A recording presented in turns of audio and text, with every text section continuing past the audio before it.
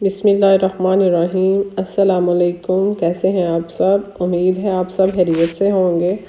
आज हम बनाने जा रहे हैं मज़ेदार गर्मा गर्म सूप। सबसे पहले हम 1 चम्मच ऑयल का लेंगे। उसके अंदर 1 टीस्पून लहसुन डालकर उसको हल्का सा फ्राई कर लेंगे। फिर उसके अंदर 350 ग्राम चिकन डालकर इसको हल्का सा भून लेंगे। इसको हल्की आंच पर आपने फ्राई करना है। फिर जब ये चिकन जो है वो अपना कलर चेंज कर ले तो आप इसके अंदर आधा कप इस तरह की चॉप की हुई गाजरें डालकर इसको हल्का सा भून लें।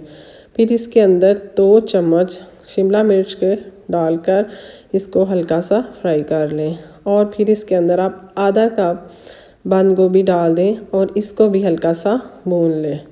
फिर आपने अपनी सूप के मिकदार के हिसाब से इसके अंदर चिकन की जो यखनी है वो डालनी है। मैंने इसके अंदर 1 लीटर जो है वो चिकन की यखनी डाली है। अब इसको डालकर इसको 10 या 15 मिनट के लिए पकने दें ताकि जो सब्जियों का और चिकन का जो असर है वो इसमें अच्छी तरह आ जाए। फिर इसके बाद 10 मिनट के बाद आप चेक करें कि सब्जियां गल गई हैं। तो अब आप इसके अंदर 4 बड़े चम्मच ठंडे पानी के अंदर कॉर्नफ्लोर डालकर इसके अंदर आहिस्ता आहिस्ता डालें ताकि गुठलियाँ ना बने। और अगर आपको लगे कि ये पतला है तो आप इसमें और कॉर्नफ्लोर डाल सकते हैं। और अगर आपने उसी टाइम सूप पीना है तो आप कॉर्नफ्लोर डालें। और अगर आपने इसको बाद में पीना है तो जब आपने इसको सर्व करना हो तो तब आप इसके अंदर कॉर्नफ्लोर डालेंगे। अब आप इसके अंदर 1 टीस्पून काली मिर्च डाल दें। अब आप 2 अंडे लें, उनको अच्छी तरह फेंट लें और उनको भी आहिस्ता आहिस्ता सूप के अंदर डाल दें और फिर इसको भी थोड़ी देर के लिए पकने दें। अब हम इसके अंदर डालेंगे सॉस। सबसे पहले लेंगे 2 बड़े चम्मच सिरके के, वो इसके अंदर डाल दें। फिर आप इसके बाद 2 चम्मच सोया सॉस के लेंगे और वो इसके अंदर डाल दें।